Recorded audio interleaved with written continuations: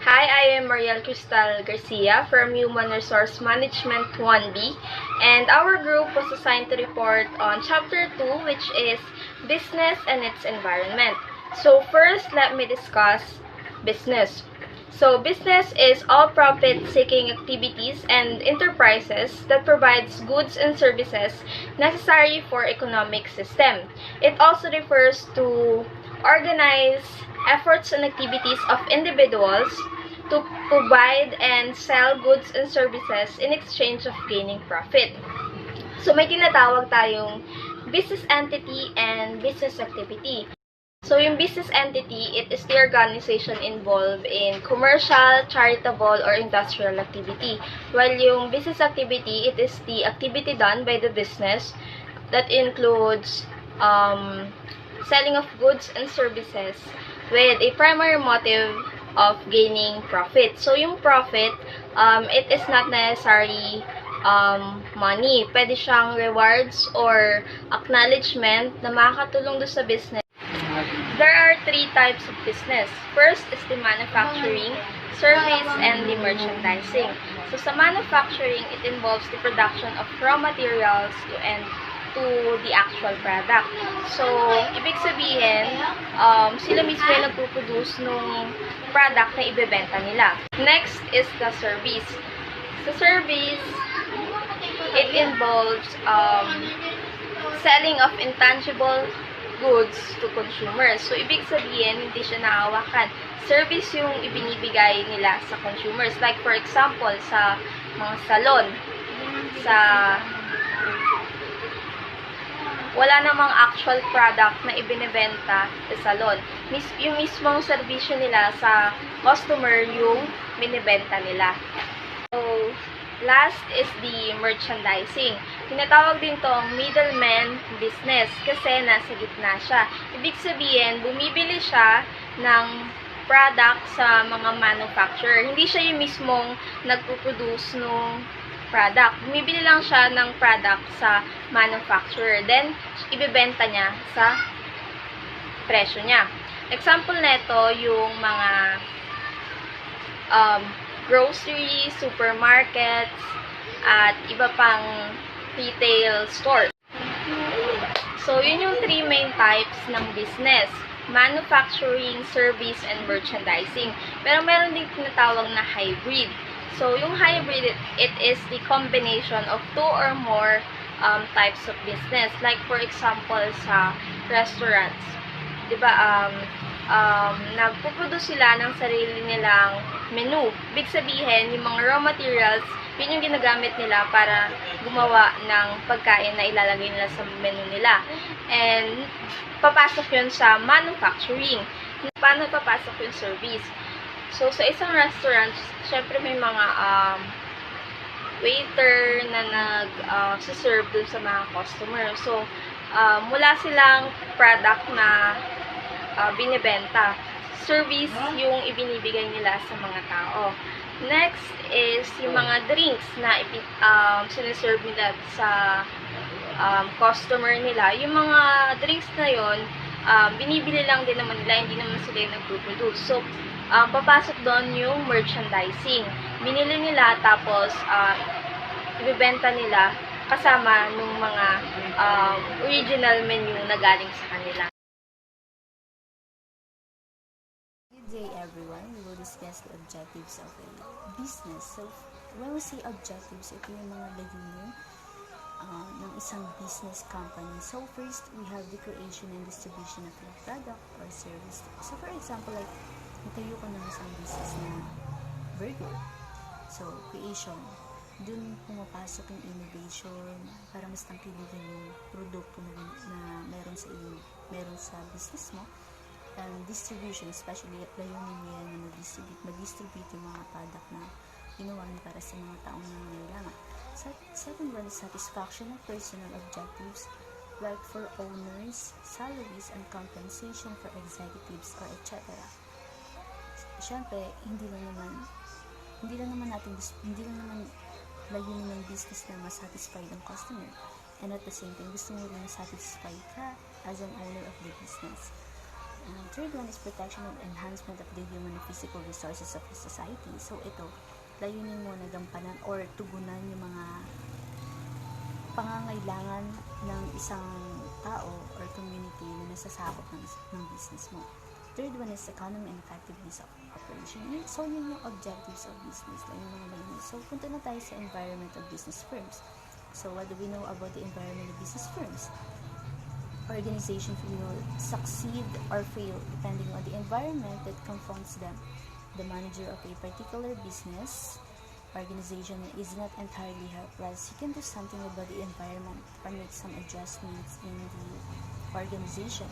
The environmental factors that affect the activities of the organization may be internal or external. So first, we have to go with the external environment. External environment consists of elements outside an organization that are relevant to business operation. An example may be a change of the ruling elites, regulations, and demographic trends. So we have the inputs and outputs. So first, we have the inputs of raw materials, money, labor, and energy. And the next one in the outputs, it is the products and services. So now we go to the types of elements in the external environment. We have the direct action elements and indirect action elements. First, direct action elements. These directly influence the organization. What do we mean about that? So we have the direct action elements that it is the directly affect the performance of the business, controllable one, or the after factors such as personnel, physical assets, facilities, objects, goals, policies, and etc. So, in the indirect action elements, we have the internal and external. First, the internal is employers, shareholders, and the other one is the external, which we have the customer and supplier, government. So, when we say about the indirect action elements, these do not affect the organization directly. What do you mean about that? It consists of all those factors which have an indirect effect on the activities of the business. The external factors are generally out of control and the organization has to adapt itself according to these external environmental changes. Like for example, the social, economic, political, and technological. So yeah.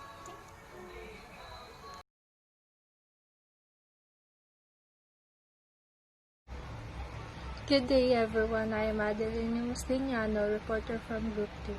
The topics that I would discuss are the direct and indirect action components of external environment. The first one is the direct action components of the external environment. Number 1. Customers. Customer patronage is very vital to the existence of the business firm. The customers can be attempted to influence through marketing and strategic release of corporate information. Alam naman natin na mga customers ay ang mga bumibili ng goods or services sa isang business. Sinasabi dito na mahalaga ang isang customer dahil ito ay tumutulong para magkaroon ng kita ang isang business or para lumago ang isang business.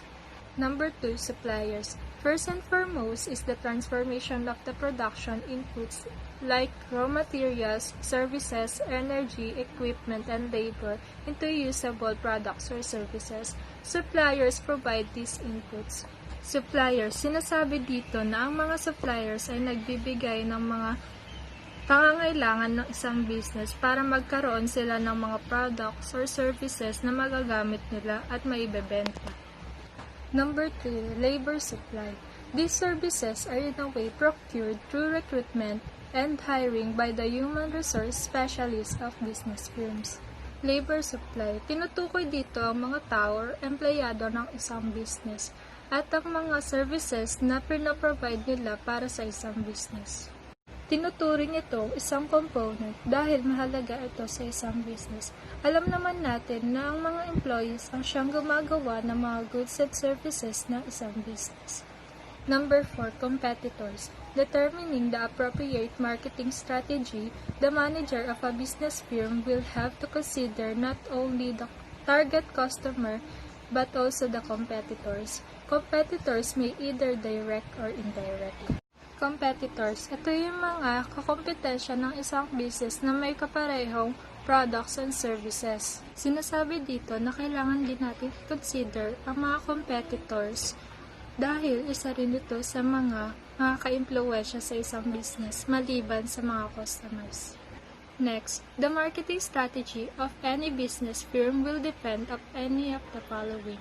Letter A, monopoly. Monopoly where there is only a single producer or seller. Monopoly comes from the word mono, which means one. Sinasabi dito na meron lang isang business ang nagtitinda ng unique product sa isang market. Letter B, oligopoly, when there are only a few producers or sellers of similar product. Dito naman sa oligopoly, sinasabi dito na merong mga products na iilan lang ang nagtitinda sa isang market. Letter C, pure competition, where there are many producers or sellers of similar product. Dito naman sa pure competition, sinasabi na ang isang product ay tinitinda ng karamihan sa isang market. Number 5, financial statement. Business firms are concerned with maintaining or expanding their operations. Ang financial statement naman ay naglalaman ng mga importanteng financial information ng isang business. Dito nakasulat ang mga perang lumalabas at pumapasok sa isang business. Number 6, government agencies. In many ways, business organizations are affected by changes in government policies. Ang mga government agencies ang nagbibigay ng mga dapat gawin at sundin ng mga business. Next is the indirect action elements of the external environment. Number 1, technological variables. An important ingredient in the success of business firms and manager who does not consider the technological variable in these strategies faces the risk of losing out to competitors. Ang technological variables naman ay ang variables na ginagamit sa paggawa at pag-implement ng mga projects gamit ang technology. Mahalaga ang technological variable sa isang business dahil alam naman natin na karamihan sa atin ay gumagamit na ng technology upang mapabilis at mapadali ang mga gawain natin. Number 2 is economic variables. The economy is a very important element in business pursuits. Dito naman sa economic variable, tinitingnan kung ano ang mga nangyayari sa economy. Mahalagang malaman at matukoy natin kung anong nangyayari sa economy natin para alam natin kung anong adjustment ba ang gagawin natin sa ating business. Number 3, socio-cultural variables. Business organizations can only flourish if they consider society's custom and value in the planning and implementation of their activities. Dito sa socio-cultural variables naman, kailangan nating matukoy or malaman kung ano ang mga paniniwala at kulturang meron sa isang lugar para malaman natin kung ano ang mga pwedeng itanda at bawal itinda sa lugar na iyon. Number 4, political legal variables consist of laws and regulations promulgated and implemented at the local, national, and international levels. Dito naman sa political legal variables, kailangan natin malaman ang laws and regulations ng isang lugar para malaman natin kung ano yung mga bawal at pwedeng itinda sa lugar na iyon. Number 5, international variables. These elements include changes occurring in various parts of the world, which may affect business organizations in various ways and degrees. Dito naman sa international variables, kailangan natin i-consider ang mga variables na meron sa buong mundo na maaaring maka-apekto sa ating business. Good day everyone, my name is Claire Pahe. I'm from HRM 1B and our discussion is all about matching the organization with the environment. We have types of business environment. The environment of business may be classified as either static or dynamic. Static refers to the purpose, the environment are changing to affect business. While dynamic means significant number of environment forces that affect business are changing. Pagkakaiba ng static at dynamic. Yung static, hindi siya nagbabago ng continuous ng pag-process ng food, service, or anything that relating to business. While dynamic, nagbabago continuously socio-economic, cultural aspect of changing of population. Tapos,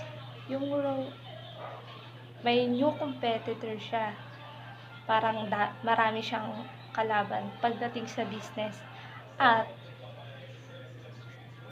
parang nabibigla yung mga kakumpetensya niya dahil yung isa may bagong nilabas na idea. Kunyari, example na lang yung new phone na brand ng iPhone.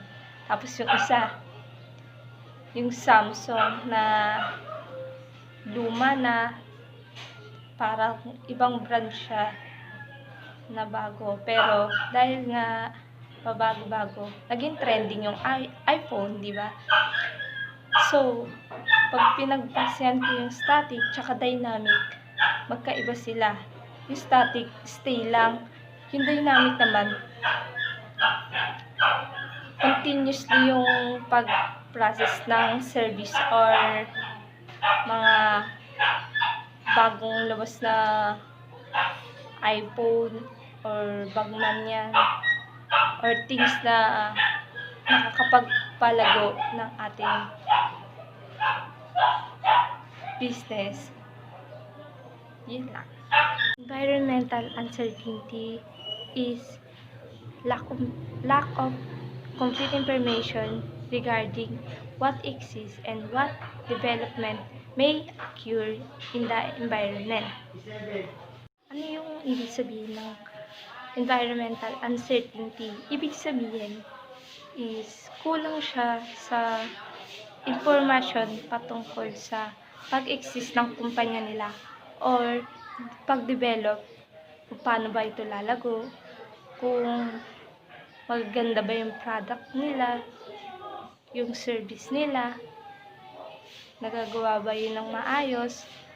Ayun yung ibig sabihin ng environmental uncertainty. Dimension of environment uncertainty. There are two important dimensions of environment. Number 1, complexity. Number 2, rate of change in these factors. Complexity refers to different in the environment, while rate of change of this factor is the external environment change from time to time. Kakaiba ng complexity at rate of change. Yung complexity, into lower position, napunta sila sa higher position.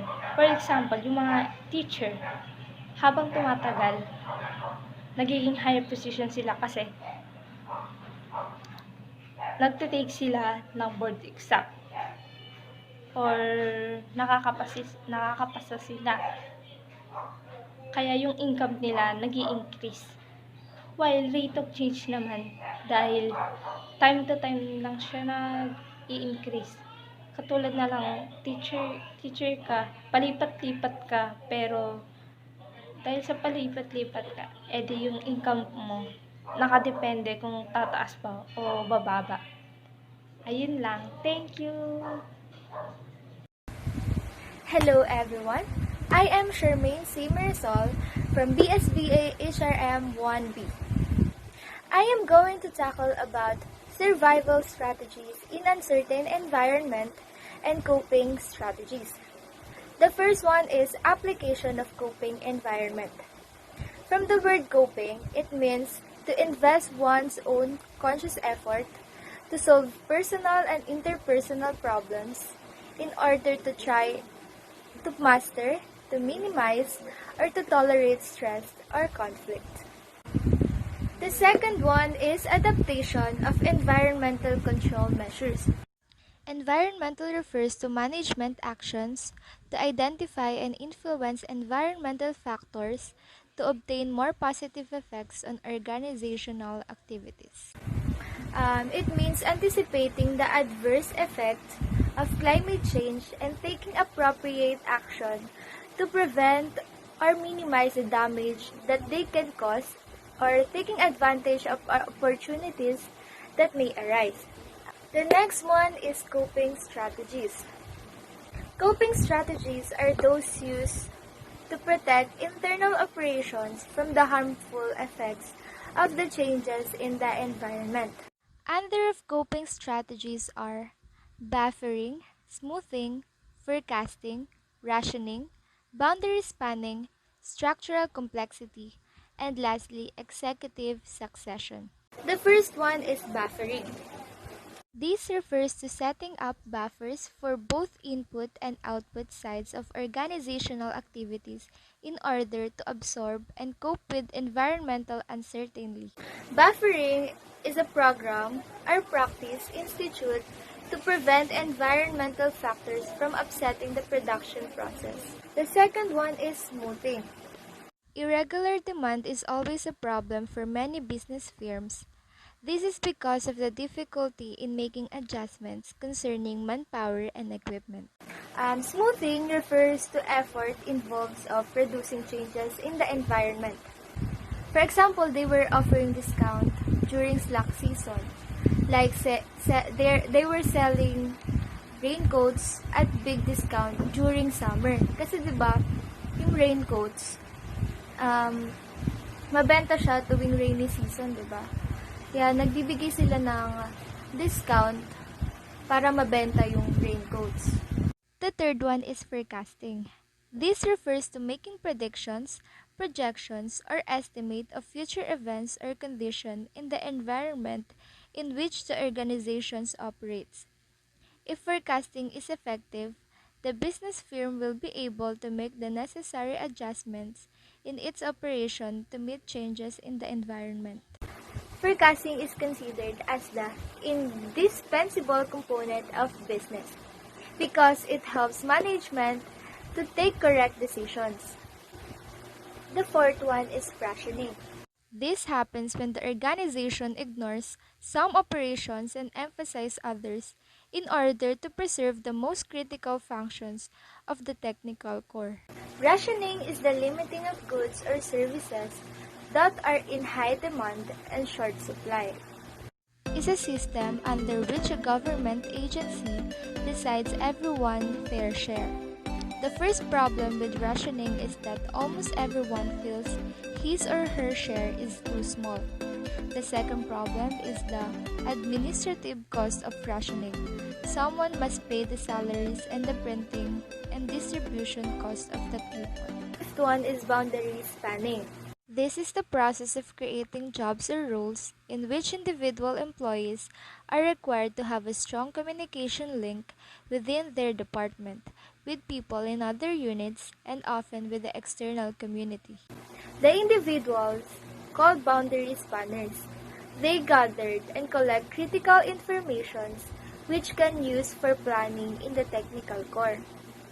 The information that they gathered can reduce uncertainty in other areas of operations.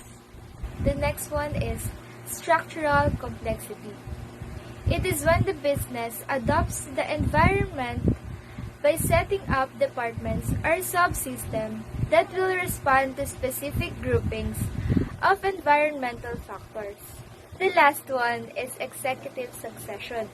One way of adapting to uncertainty in the environment is the adoption of an effective executive succession.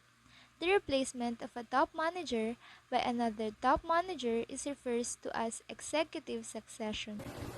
It establishes the order in which the firm's executives at different levels will assume the responsibilities and control of the firm's operations in absence of the primary or substantive office holder. Hi everyone, my name is Katrina Paula B. Malihok from BSBA HRM 1B. So for today, I will discuss the environmental controlling. So first is the creating favorable linkage. So under the creating favorable linkage is the first one is the mergers. Mergers is the uncertainty to another. So it means two different companies combine together for the benefits of the both companies, for them to grow their business. At four types of mergers. First is the horizontal mergers. So, horizontal mergers is the two companies come together with similar product and services. The second one is the vertical mergers. It is a different point of the supply chain. Example dyan is the manufacturing company. And the next one is the conglomerate mergers. So it is two companies in different industries join forces, or one takes over the other in order to broaden their range of service and product. So next is the concentric mergers. It is two companies with share customers but provide different service. So that is the four types of mergers: the horizontal, the vertical, the conglomerate, and the concentrics. So next is the joint ventures. Joint ventures is the temporary business partner with a local businesses or distributors. It means that they need to work with other companies because they are need each other to grow their companies. So next is the interlocking directorate. Interlocking directorate, it is some members of the board directors of one company are also members of the board of another company. So it means that once na nagsama na ang two companies, both companies has its own board of directors. Then pag nagsama silang bilang isang company, bubuo ulit sila ng panibagong board of directors. So next is the executive recruitment. Executive recruitment is a have prior experience in the industry. So it means na kailangan maghanap ka ng tao para sa higher promotion or position of the company. You need to hire the deserving one. So kailangan maghanap ka ng deserving na tao na bibigyan mo ng position sa inyong company. Next is the institutional advertising. So it is designed to build goodwill. It means each companies should have their advertisement, flyers, etc. The way to convince the people what does the company promoting. And lastly, the resource flows. Resource exchanges between organizations. There's have two kinds of exchanges: frequency of exchanges and quantity involved in the exchanges.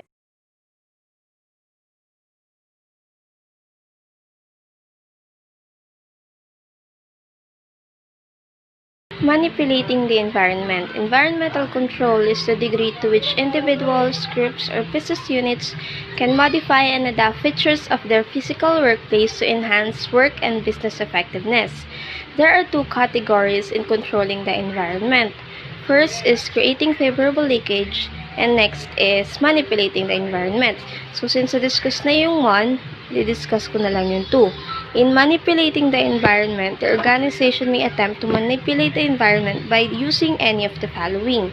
So, una yung changing elements. So, dito, para magkaroon ng pagbabago sa environment, binabago yung mismong mga elements ng business. Like, for example, yung mga products or services na ino-offer nila. So, once na nagkaroon ng pagbabago or pinalitan nila yung product nila o yung service na ibinibigay nila, syempre, magkakaroon ng pagbabago din sa environment ng business.